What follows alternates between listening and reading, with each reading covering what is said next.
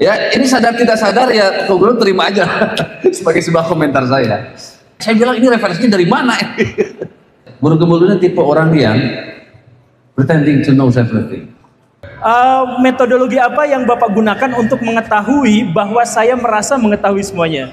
Oke. Dan memang saya juga, dia di dalam pikiran saya, dia juga tidak merasakan itu. Saya kan merespon, Pak. Betul nggak? Cuma klaim itu ada. Saya gatel pengen ngejawab langsung. Ya, langsung aja rame lah. Tadi pemanasan dari Pak Guru sudah lumayan ya. Saya tuh jadi ingat dengan videonya Pak Mufli tentang ketika mengomentari Pak Guru Gembul. Beliau saya berkata bahwa mengomentarinya memang rada pedas Pak Mufli. Memandang Guru Gembul ini pretending to know everything. Mumpung ada orangnya di sini, kita tabayunkan saja. Silakan Pak Mufli langsung.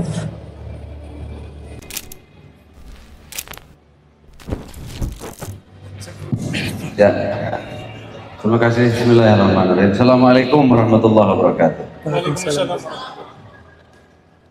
Alhamdulillah pada diskusi pada kali ini kita bisa berkumpul di sini ya. Semoga diskusi ini produktif dan bermanfaat. Kita tadi sudah mendengarkan paparan saudara kita Guru Gembul, dan ketika dia tampil ke depan, itulah yang saya duga. Bicaranya akan begitu. Apa? Ini acaranya apa? Bisa ya sejak awal ini diskusi buku, membicarakan tulisannya, bukunya.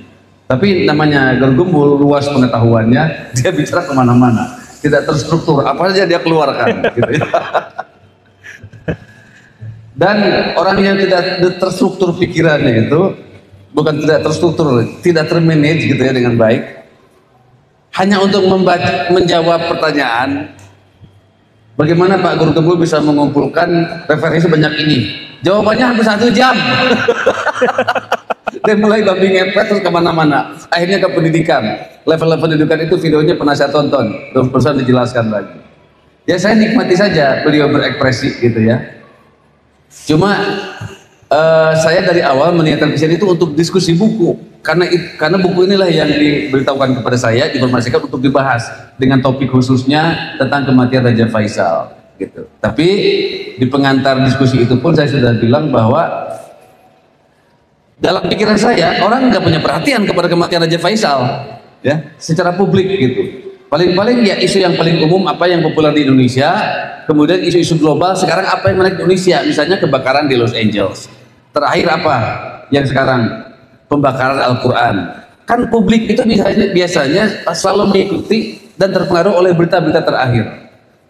Nah, tentang kematian Raja Faisal yang itu diasumsikan karena akibat dari elit global ya, itu tidak menjadi perhatian publik bagi saya. Tapi Guru Gembul bila itu menjelaskannya menarik, memang bisa menjadi daya tarik juga gitu. Tapi bagi saya, di tengah-tengah tadi informasi yang membanjiri berkecamuk sedemikian rupa, saya tidak tertarik untuk fokus ke situ. Karena ini pun acaranya diskusi buku, maka saya akan membahas buku ini gitu. Ya, karena beliau ini memang YouTuber yang berbicara segala hal, ya, tadi yang pretending to know everything itu. Kalau saya merasa sebagai akademisi, saya harus fokus karena ini diskusi. Karena diskusi kalau tidak fokus kan bisa kemana-mana gitu, ya. Ya tidak ada salahnya sebagai sebuah pembicaraan, sebagai wacana. Tapi untuk mencari hasilnya diskusi itu apa, saya merasa harus fokus membahas buku ini. Dan untuk membahas buku ini setelah saya baca-baca, saya perhatikan ada sekitar 10 catatan ingin saya komentari, ya, Pak Guru ya. Jadi ini masukan saja dan analisis saya tentang buku ini gitu ya. Dan biar saya tidak kemana-mana, saya akan menjadikan tulisan yang pendek ini jadi referensi saya gitu ya, pedoman. Pertama, tadi tidak salah sebetulnya, itu memang sebutan saya. Guru Gembul ini tipe orang yang pretending to know everything. Itu juga pernah dibicarakan tuh di videonya, ada klaim itu kepada beliau, jadi seolah segala tahu banyak tahu dan banyak membahas. Memang kalau kita lihat videonya segala macam dibahas, ya segala macam ada. Jadi dia mampu menjelaskannya, nggak ada masalah. Tapi itu ada efek-efek yang mungkin tidak dirasakan, atau dia tahu tapi dia cuek saja, tidak peduli. Gitu. Nah, sebetulnya begini tadi ya, diskusi pertama bahwa kita nggak bisa diskusi dengan topik yang sangat luas, sangat beragam seperti dalam buku ini. Jadi kita nggak mungkin membicarakan materi buku ini. Nggak mungkin. Dari mulai elit global, Freemasonry, kemudian New Order, kemudian Amangkurat I, Fir'aun, segala macam. Kemudian ke pinjol, ke kucing dan anjing dibahas. Saya luar biasa. Saya langsung punya kesan tipe buku apa seperti ini gitu. Saya sudah langsung punya jawabannya. Sebetulnya saya juga punya buku ini, cuma belum terbit. Saya 1000 halaman lebih bakal terbit buku seperti ini. Tapi topiknya memang beragam, tapi tidak seperti ini. Canggih dan luasnya gitu ya. Tapi menurut saya canggih luasnya buku ini, begitu luas yang dibahas, itu tanpa sadar menunjukkan kelemahan Guru Gembul. Pertama, manusia itu sebetulnya ya, ini sadar tidak sadar ya, Guru terima aja sebagai sebuah komentar saya. Ya. Karena niatnya juga tidak buruk, maka tidak masalah, tapi ini sah penilaian saya. Orang yang cenderung ingin tahu segala hal, menyampaikan semua hal, itu sebetulnya orang yang secara ilmu kebijakan itu kurang bijak, dan secara pengetahuan bisa jadi orang yang tidak tahu apa-apa. Bukan sebutan saya kepada beliau tidak tahu apa-apa ya, tapi kriteria gitu. Ada ulama kemarin misalnya mengatakan bahwa, atau para filosof juga ada quote-nya banyak. Semakin, dan saya yakin ini banyak yang tahu dan juga pasti dibenarkan. Semakin mendalam kita mempelajari pengetahuan, semakin mendalam kita belajar ilmu, ya, semakin masuk kepada hakikat. Kesimpulannya pada sama. Semuanya merasa tidak tahu. Semuanya saya merasa bodoh. Semakin dalam saya mempelajari ilmu, saya semakin tidak tahu. Itu saya baca kesimpulan para sufi, para ulama, para filosof sama begitu. Nah, pertanyaannya adalah seorang anak muda di mata saya seperti Guru Gembul ini, tipenya seperti ini. Salah tidak? Tidak salah, karena memang mungkin usianya sedang bergebu-gebu. Dia baca segala hal, baca semuanya. Buku ini sudah menunjukkan, dan video-videonya juga banyak nonton. Ini orang banyak baca, tapi di mata saya bacaannya tidak terkendali, tidak termanage dengan baik, ya, sehingga pengetahuannya kemana-mana. Buku ini adalah wujudnya. Nah, satu tadi salah tidak. Yang kedua, selalu negatif tidak juga, karena dia ada kemampuan lebih, ya, yang orang mungkin tidak punya semuanya. Apa? Artikulasinya bagus, menjelaskannya bagus, ya. Dia nggak pernah ngomong itu macet, tuh nggak pernah dia kalau ngomong uga-uga gitu, nggak pernah, lancar terus. Itu kelebihannya yang saya juga tidak punya. Nah, itu kelebihan artikulasi, ya, yang orang lain tidak punya, dan itu juga bisa menipu.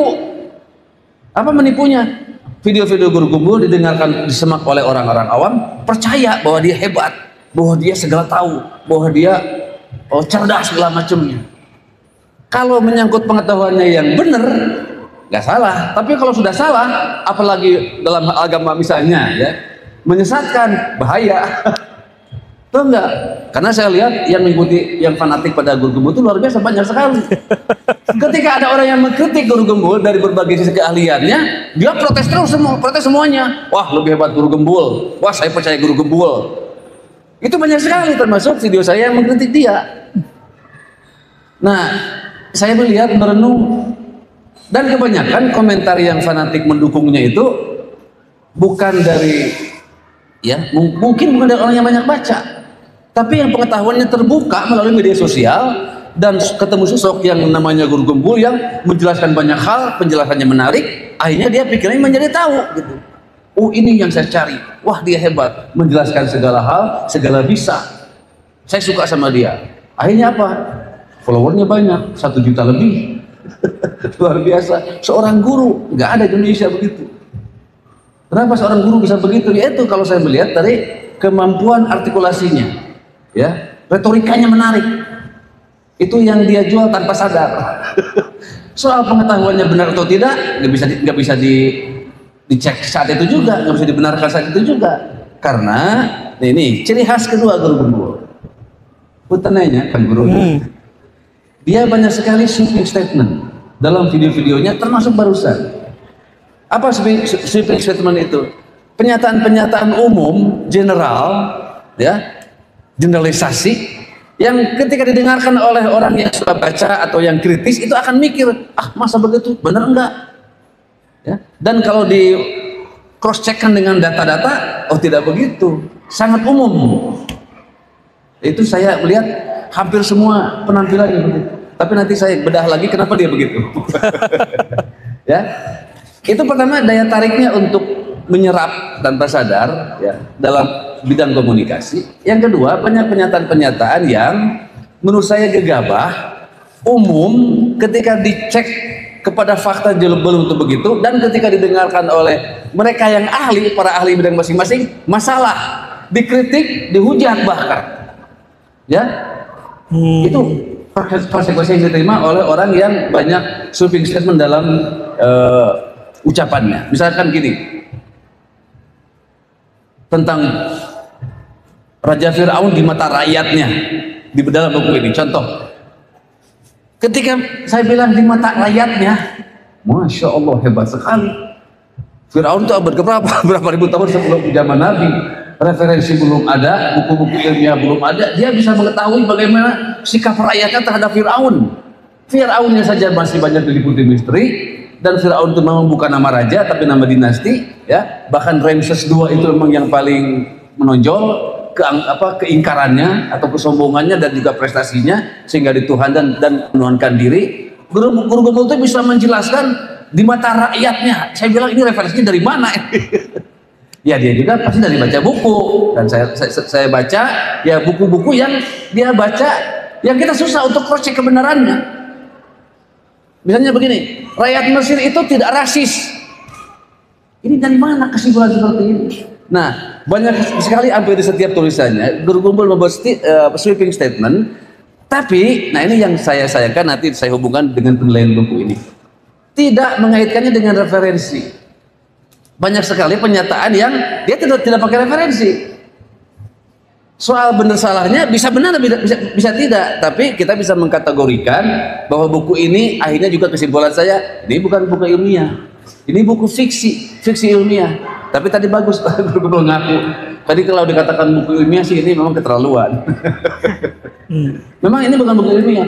Pertama, dari pengutipan, hampir tidak ada kutipan dihubungkan dengan buku, nggak ada. Tapi di belakang buku berjejer puluhan halaman buku yang dia baca sebagai referensi. Tapi dari buku-buku itu tidak pernah dikutip satupun yang memenuhi kriteria ilmiah. Misalnya buku apa, tahun berapa, penerbit mana, halaman sekian. Itu kan tradisinya begitu. Dia nggak ada. Tapi nggak ada masalah kalau itu memang bukan buku akademik. Cuma saya bisa bisa mengkategorikan ini buku apa. Gitu. Jadi ini fiksi ilmiah. Nah kemudian kalau dia pun menyadari bahwa ini bukan ilmiah, ya nggak ada masalah. Dan memang tidak perlu harus ilmiah. Karena yang penting itu apa kalau bagi saya? Sebuah buku itu dibaca oleh masyarakat, bermanfaat buat dia, gitu saja cukup. Bermanfaatnya pertama menambah pengetahuan, ya. Kalau bukunya buku kesadaran, menambah kesadaran, kemudian merubah sikapnya. Kalau ini bukan buku penyadaran, ini buku wawasan, ya. Wawasan bukan, dan juga bukan ilmu. Kalau ilmu itu saya bilang, pernah saya jelaskan dulu dalam video saya, ilmu itu menyadarkan orang, menyadarkan kualitas hidupnya yang kurang, menyadarkan kelemahan-kelemahan dirinya, kemudian ingin berubah, memperkuat keyakinan agamanya, ingin taat kepada Tuhan, kepada Allah Subhanahu wa Ta'ala dan sebagainya. Itu ilmu. Kalau ini bukan ilmu, ini semuanya wawasan guru gembul yang luar biasa, bacaannya banyak. Itu kalau itu saya akui. Bahkan dia banyak belajar sejarah, yang saya dosen sejarah juga tidak seperti dia. Dia luar biasa. Daya rekamnya, daya ingatnya, kemudian artikulasinya punya semuanya. Tapi yang namanya manusia, ya, ada kelemahan kekurangannya. Kemudian saya ketahui, oh, ini kesan saya, guru gembul kurang matang di metodologi, ya, kurang matang. Jadi kenapa? Ya saya bayangkan Dia lahap semua buku yang dia punya, ya dia baca semua informasi yang dia punya, ingin dikuasai, akhirnya lupa pada metodologi. Metodologi itu satu, apalagi metodologi spiritual, metodologi kerendahan hatian misalnya. Satu, bahwa orang itu tidak boleh dan tidak mungkin tahu segala hal. Maka untuk bicara kepada orang lain, bicaralah sesuai keahlianmu, bidangmu, ya. Kemudian lulusanmu apa, supaya orang percaya dan kita memang punya referensi di situ. Itu pertama, ya. Dan bagaimana pengaruh buku ini atau pengaruh YouTube video-videonya Guru Gembul? Kan begini, pengaruh itu menempel pada satu profesionalisme. Kedua, keahlian, ya. Ketiga, itu memang dia pakarnya di situ. Kalau bicara fisika, bicara ekonomi, bicara Al-Quran, hadis atau bahasa Arab, pas kalau dia memang bidangnya ahlinya. Nah, Guru Gembul membahas semuanya. Pertanyaannya, siapa dia? Nah, itu kan pertanyaan menarik, ya. Jadi kelemahan dari pengetahuan pretending to know everything ini, ya. Ini Pak Guru Gembul nggak usah kesinggung ya dengan klaim pretending to know everything. Jadi ini pengamatan saya saja. Tipe ini jadi gini. Saya membahas dia ini bukan Guru Gembulnya, saya membahas karakter tipe orang seperti Guru Gembul. Kebetulan ya orangnya sekarang ada dia di sini. Tadi kita ngobrol dan bisa jadi sobat mungkin harus bakal banyak kerjasama. Ya, saya juga tukang diskusi yang namanya kebetulan dosen ngajar ya pekerjaannya diskusi. Jadi diskusi dengan pribadi berbeda masalah. Saya bisa mengkritik dia siapapun setajam mungkin, geus panggil Mas. Ngopi bareng sobat sesirian gitu, ini biasa. Nah itu, ya. Jadi saya juga melihat buku ini, ya. Karena namanya review ya, diskusi. Ini kelebihannya, kekurangannya apa? Tadi kelebihannya sudah saya sebutkan beberapa hal. Ini kekurangannya lagi. Kapasitas. Ya. Coba bayangkan, Guru Gembul di sini di bukunya bicara elit global, bicara Freemasonry, bicara ujung alam semesta, bicara sejarah yang sangat dalam, bicara Fir'aun, bicara teori konspirasi. Dan dia kalau bicara detailnya semuanya disebutkan. Ini luar biasa daya ingatnya. Tapi kelemahannya satu lagi, semuanya karena buku. Semuanya nggak mereferensi pada buku. Yang menuliskan sumber adalah syarat kriteria ilmiah. Makanya saya juga menemukan ini adalah buku ini, ya, kumpulan ada 64 tulisan di sini, kumpulan transkripsi dari video yang itu bahasa lisan dituliskan menjadi buku. Dan saya lihat bahasanya nggak berubah, tetap bahasa video, bahasa lisan.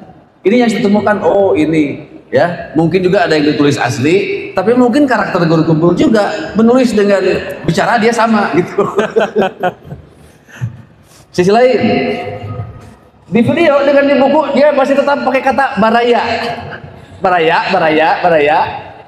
Saya bilang saya siri, aduh. Baraya itu kalau dalam buku ya, kalau menurut saya nih harusnya jangan dipakai. Kan itu bahasa komunikasi, bahasa lisan. Di sini pengatasi semuanya pakai baraya. Baraya itu bukan bahasa akademik, ya, bukan bahasa ilmu pengetahuan, bahasa keakraban. Jadi dipakai cocoknya satu dalam ngobrol, kedua dalam video, nggak ada masalah. Tapi di buku yang kesannya buku itu ilmiah, berarti menjadi tidak cocok. Yang kedua, ada misalnya banyak kata-kata kepengen. Saya sih kepengen, saya langsung lingkari ini bahasa naon kepengen dalam buku, ya, bahasa tulisan. Baraya, pada menang seperti ini cukup ngerecokin, boleh dan deui saya ngerecokin. Ya. Jadi banyak istilah-istilah bahasa lisan dia pakai ke buku dan tidak dirubah oleh editor ini mungkin. Ya. Jadi akhirnya apa? Saya sebagai akademisi yang selama ini bisa membedakan mana buku bahasa lisan, mana bahasa akademik. Ya menjadi berbeda, ya. Jadi buku ini adalah buku fantasinya Guru Gembul tentang berbagai pengetahuan semuanya yang dia baca, ya. Kemudian ketika dikumpulkan menjadi buku ini dan dia ambil satu judul saja yang cukup menarik, Kematian Raja Faisal. Dan ciri seperti orang dia lagi, ini psikologi saya senang, saya senang membaca psikologi sekarang objeknya Guru Gembul. Ini tipe orang yang kalau bicara nggak ujungnya itu nggak jelas. Di Guru Gembul, di Guru Gembul, di buku Raja Faisal saya baca, ikuti, wah menarik informasinya. Ujung nanti, itu diambil tulisan. Jadi siapa elit global yang membunuh Raja Faisal siapa? Nggak ada data, nggak dijawab. Dia sendiri bilang, ya ini hanya pertanyaan saja ya, silakan dijawab gitu. Dan ternyata tulisan dengan warna seperti ini hampir banyak sekali. Jadi tipe dia adalah tipe yang melemparkan masalah untuk menjadi wacana, jawabannya cuma NTW, tapi silakan pikirkan. Semacam begitu. Jadi dia hanya mengundang wacana saja, provokator ide-ide. Nah, bagi dia nggak ada masalah itu. Dan dihubungkan dengan sweeping statement tadi, menurut saya, bagi saya risikonya adalah ketika videonya atau bukunya dibaca oleh orang yang ahli, oleh yang pakarnya, yang di situ bidangnya disiplinnya, misalnya fisika, kimia, matematika, tadi biologi atau agama, Quran dan bahasa Arab, akan banyak kritik pada dia. Dan itulah yang banyak video yang mengkritik Guru Gembul. Cari saja beberapa puluh tuh, bukan hanya mengkritik, bahkan dengan bahasa kasar dan menghujat, yang harusnya itu tidak begitu. Tapi saya menjadi paham, oh pantas ke Guru Gembul banyak sekali kritik, dan dia mah juga cuek. Antap aja kritik mah gitu. Dan memang jangan boleh ditanggapi. Jadi karena saya hubungan dengan tipe orang seperti ini. Tipe begini itu orangnya satu pemberani. Dan iya mah wanian bu, kapan-kapan datang dia mengundang diskusi. Siapa yang berani datang ke diskusi habaib? Ya,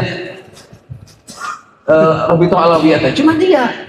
Saya ketika baca buku paham pantas sekalinya hubungannya. Tipe begini mencuek, berani datang, dia diskusi senang, menang kalah terserah. Makanya dengan Ustaz Nuruddin pun dia kalah, dia mah nggak jadi masalah, malah ngaku bahwa dia kalah. Padahal menurut saya jangan ngaku.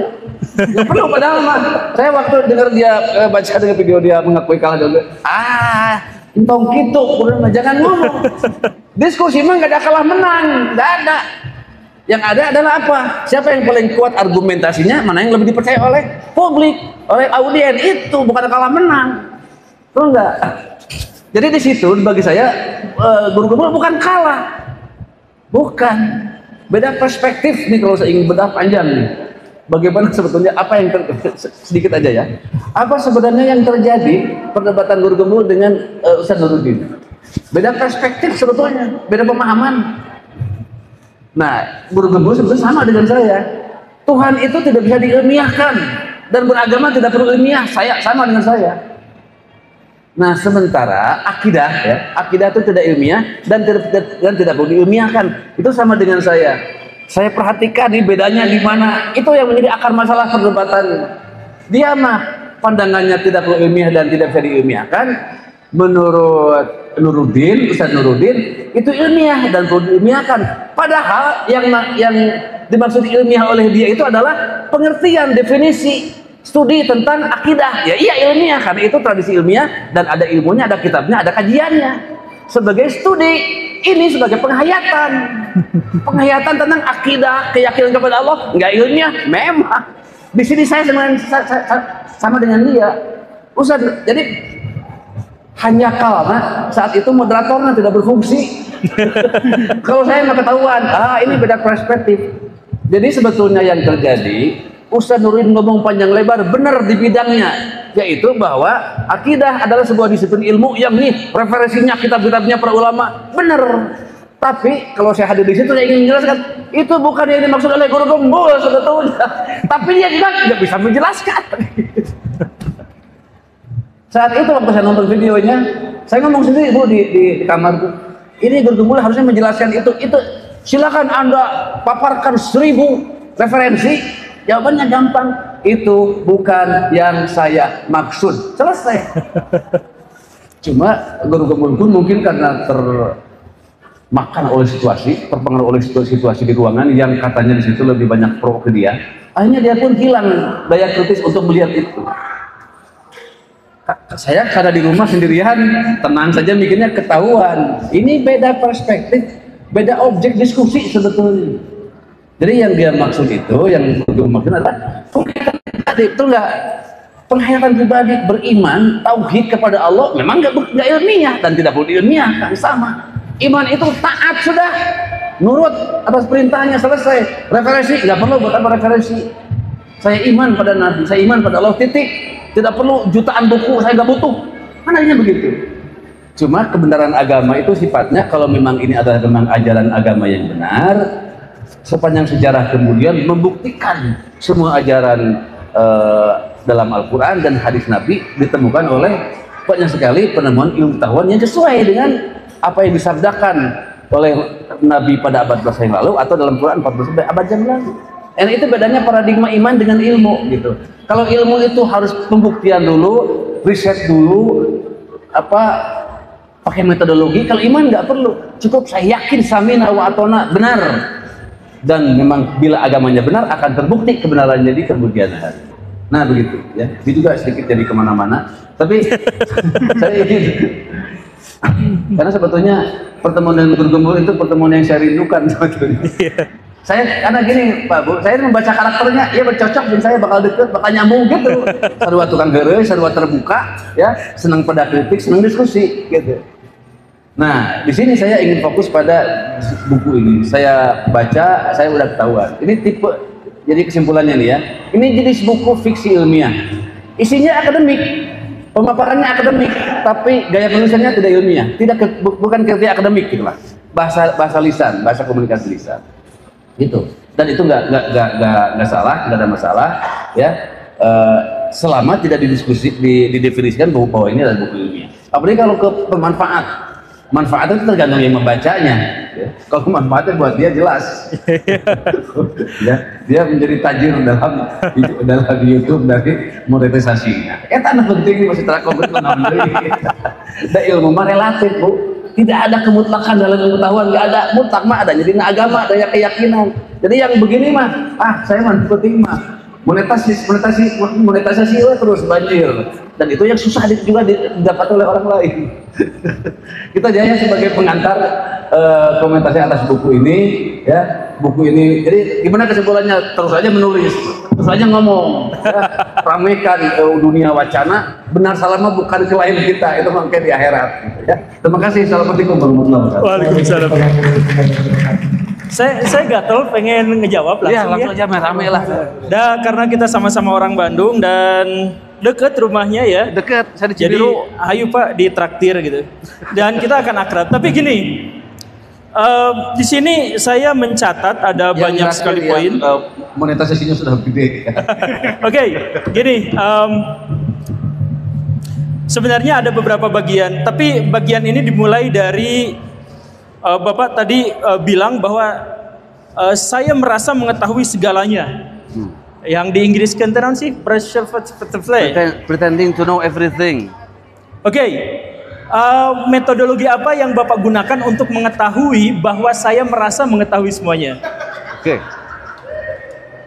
Ini gampang jawabannya ini mah. Kepekaan saya. Apa?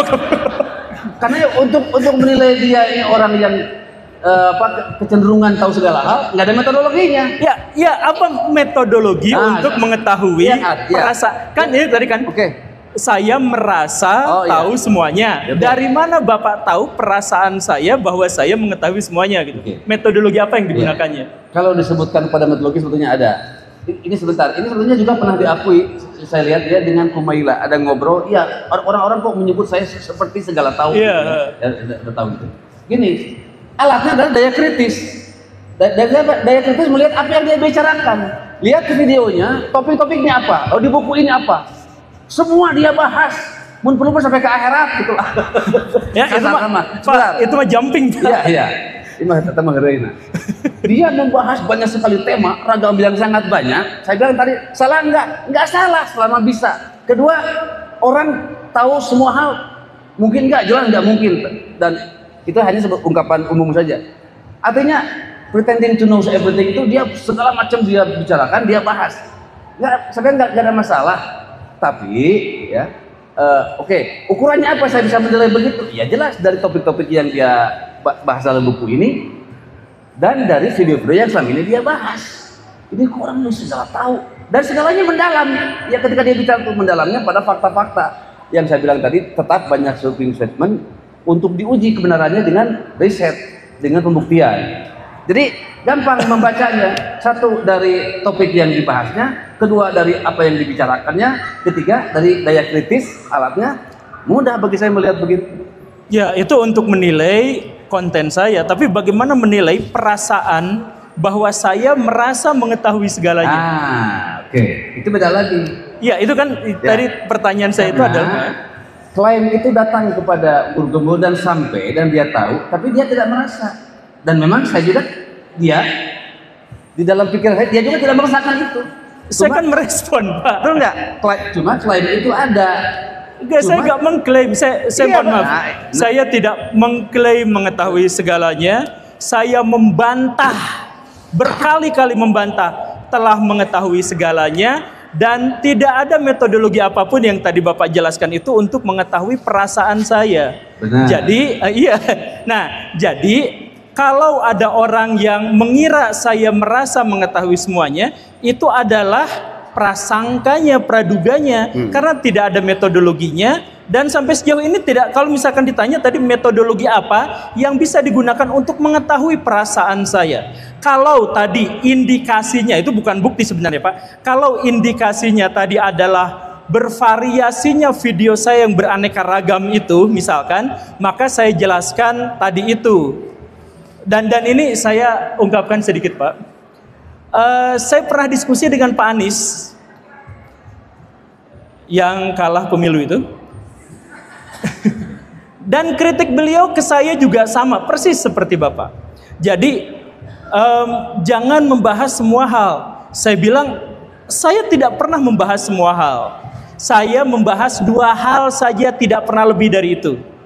Saya membahas sains, pengetahuan, dan saya membahas etika moral. Jadi ketika tadi Bapak bertanya bahwa ini di poin berapa ya, kok endingnya nggak ada, menggantung, tanda tanya. Hampir seluruh video saya di setiap judulnya cek tanda tanya belakangnya. Karena apa?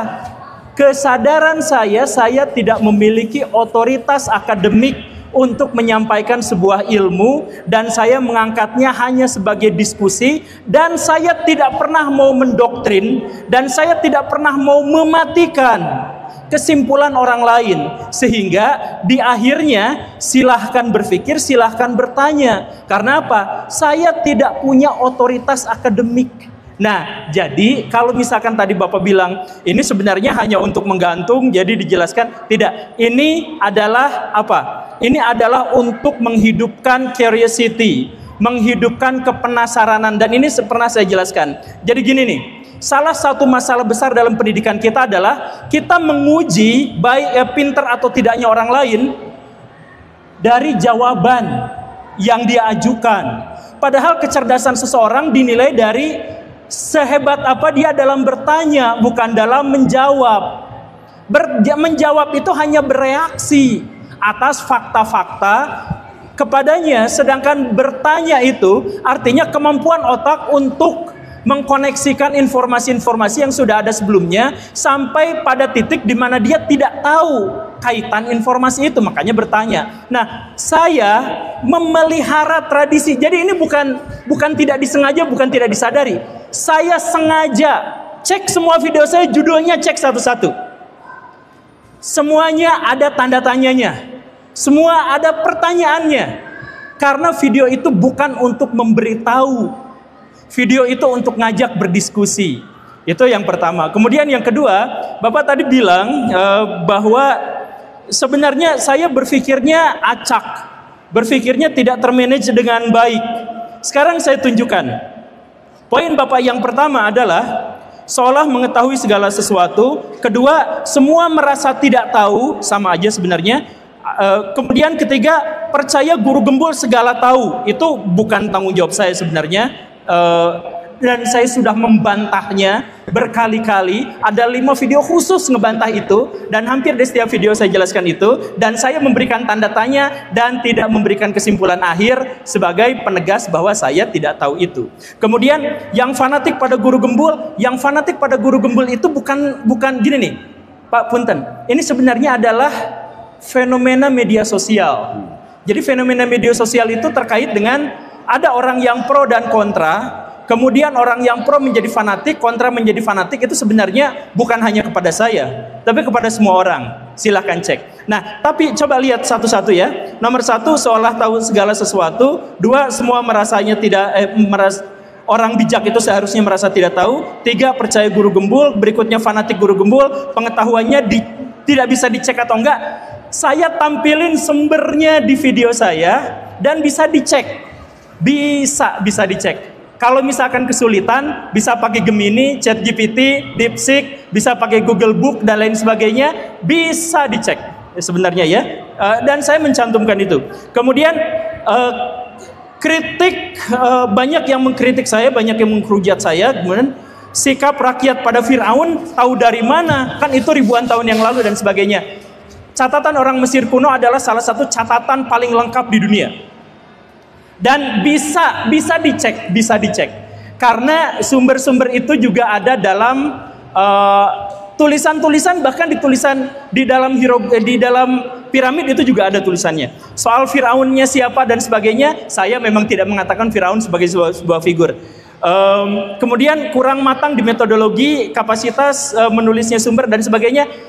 Bapak tadi menyebutkan di sini sebenarnya ada 14 poin, tapi Bapak tadi menyebutkan apa? Nomor 1 adalah itu yang pertama, itu yang kedua. Nah, itu tuh yang pertama tuh. Nah, selanjutnya, nah itu tuh yang kedua. Nah, ini yang pertama. Jadi sebenarnya ini juga tidak termanage dengan baik, Pak, sebenarnya ya. Jadi ungkapan Bapak tadi juga ini tidak termanage. Dan judulnya lihat, nomor 1, nomor 2, nomor 4 itu semuanya sama. Kemudian nomor 11 juga sama, soal kapasitas. Menulis sumber dari mana itu ternyata sama juga dengan mana tadi? Dengan buku ilmiah nomor 9. Saya tidak mengatakan ini buku ilmiah karena apa? Di pertemuan sebelumnya saya jelaskan bahwa buku tidak memiliki beban untuk menjadi ilmiah. Yang menjadi beban untuk menjadi ilmiah itu adalah jurnal tentu saja. Jadi buku itu bisa menjadi hiburan, bisa menjadi novel, bisa menjadi karya fiksi, bisa menjadi ilmiah dan lain sebagainya. Bukunya Richard Dawkins yang judulnya History of Richard Dawkins. Selfish Gain, atau misalkan bukunya Hawking yang judulnya Sejarah Waktu, apa itu? Brief History of Time. Iya, Brief History. Itu bukan buku ilmiah. Walaupun penulisnya sangat ilmiah, tapi dia menulis kajian ilmiahnya di satu dua jurnal dan artikel, dan buku itu disampaikan ke publik bukan untuk diakui sebagai ilmiah, tapi itu adalah bacaan publik untuk masyarakat awam. Jadi bahkan ketika penulisnya Hawking, penulisnya Dawkins, dia tidak menyampaikan itu adalah sebagai sesuatu yang ilmiah. Dan gak apa-apa, buku itu gak apa-apa untuk tidak menjadi ilmiah. Dan misalkan ya, kita lanjutkan, menuliskannya tidak menggunakan sumber. Ada yang menggunakan sumber, ada yang tidak. Ya tentu saja Pak, ada yang menuliskannya menggunakan sumber dan ada yang tidak. Jadi sekali lagi ya, ini juga memang untuk semua orang, karena ini menjadi masalah akut buat konten saya.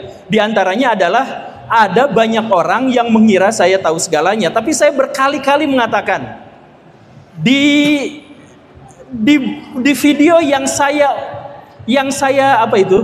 sematkan, kemudian di Instagram video yang saya sematkan, itu semuanya adalah jangan percaya sepenuhnya. Saya justru mengatakan ayo kita diskusi, makanya saya kasih tanda tanya. Yang punya otoritas akademik itu adalah Bapak tentu saja, karena Bapak adalah seorang akademisi. Saya bukan akademisi, tapi saya ngajak sebagai guru, saya ngajak orang untuk tetap berpengetahuan dengan cara apa? Dengan cara penasaran.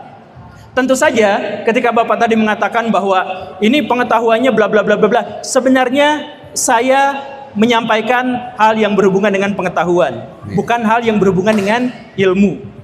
Kalau misalkan terkait dengan metodologi seperti yang tadi itu, tadi juga Bapak tidak sebutkan kalau misalkan metodologi saya bermasalah, tunjukkan apa yang bermasalahnya gitu. Sampaikan saja. Nah, tapi kan pada akhirnya tadi ketika saya meminta Bapak untuk mengajukan metodologi apa untuk mengetahui perasaan saya, kan juga ya dengan nalar kritis saya.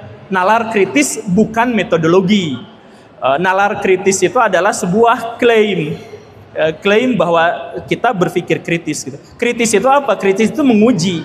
Ya, justru saya yang menguji metodologi apa yang Bapak gunakan. Nah, itu kan sebenarnya menguji. Jadi saya ucapkan terima kasih untuk kritikan, saran. Tentu saja kita tetap bisa berteman dan lain-lain. Cuman pada bagian-bagian itu ingin saya sampaikan. Saya ingin membumikan pengetahuan. Jadi kebanyakan orang-orang berpengetahuan harus menunggu gelar dulu. Sekarang dunia cybergogi, siapapun bisa berpengetahuan. Jadi, dan siapapun boleh berbicara. Karena apa? Bahkan siapapun wajib berbicara untuk menyampaikan pengetahuan. Karena itu adalah amanah dari Islam. Amanah dari Nabi Muhammad itu adalah kalau punya pengetahuan sesuatu, sampaikan. Tidak boleh dihem-hem. Dihem-hem itu apa sih? Ditahan. Tidak boleh ditahan. Sembunyikan. Sampaikan pengetahuan itu. Tapi giliran berfatwa, giliran berfatwa itu orang yang memiliki otoritas. Gimana caranya agar saya menyampaikan seperti perintah Nabi, tapi jangan ngomong berfatwa, maka saya sampaikan, tapi saya tidak beri kesimpulan, bukan fatwa, dan saya kasih tanda tanya, dan bisa dibilang 90% video saya komentarnya lebih dari 1.000 orang. Walaupun viewersnya nggak banyak-banyak amat. Kenapa? Coba cek kolom komentar di situ, isinya diskusi semuanya. Dan pada bagian itulah sebenarnya yang ingin saya sampaikan. Saya bukan profesor, saya bukan dosen, saya guru honor, gaji di bawah 1 juta, dan saya konten kreator. Saya tidak memiliki otoritas akademik, saya tidak memiliki karya-karya ilmiah yang terakreditasi, saya tidak pernah menulis di jurnal ilmiah. Saya menekankan itu berkali-kali. Jadi ketika apa yang saya sampaikan, ini informasi yang saya temukan, silahkan cek sumber buku yang saya tunjukkan, lalu endingnya seperti apa, ayo kita diskusikan. Begitu kurang lebihnya, terima kasih. Sebentar Pak Buble, ternyata seramai ini walaupun belum dibuka sesi tanya jawab. Ya ini biasalah, mantan aktivis Islam itu galak-galak. Tadi hampir aja saya bukan minta tepuk tangan tapi minta takbir gitu. Tapi ya udahlah. Saya ingin memberi komentar sedikit, tapi sayangnya saya adalah seorang moderator, jadi saya harus berlaku moderat. Diskusi antara Pak Muflih dan Guru Gembul ini baik sekarang maupun di dunia cyber mengingatkan saya pada sejarah polemik antara Profesor Rashidi dulu, HM Rashidi dengan Dr. Andes Nurholis Majid. Ketika itu tahun 70-an terjadi polemik antara sesama muslim perkotaan modernis antara beliau itu, dua-duanya sudah almarhum sekarang, dan saling kritik itu sifatnya produktif. Maksudnya tidak sampai terjadi hujat-menghujat, dan itu menghasilkan Nurholis Majid yang bertransformasi, yang semula dari Dr. Andes hingga akhirnya beliau menjadi PhD, dan memang dalam sisi pemikiran beliau semakin matang. Saya kenapa ingat Nurholis Majid, karena Pak Muflih ketika membuat iklan akan ada diskusi ini menyebut bahwa Biot-Belief ini diduga diambil dari judul bukunya Robert N. Bellah, salah satu pemikir sosiolog agama yang banyak dikutip dalam buku Islam, Doktrin dan Peradabannya Nurholis Majid ketika beliau sudah PhD waktu itu. Nah, itu hanya komentar saya. Saya tadinya mau bertanya banyak, tapi karena waktunya terbatas, saya memberi kesempatan kepada penonton untuk bertanya. Silakan 3 penanya dulu untuk awal. Silakan diacungkan tangan. Silakan.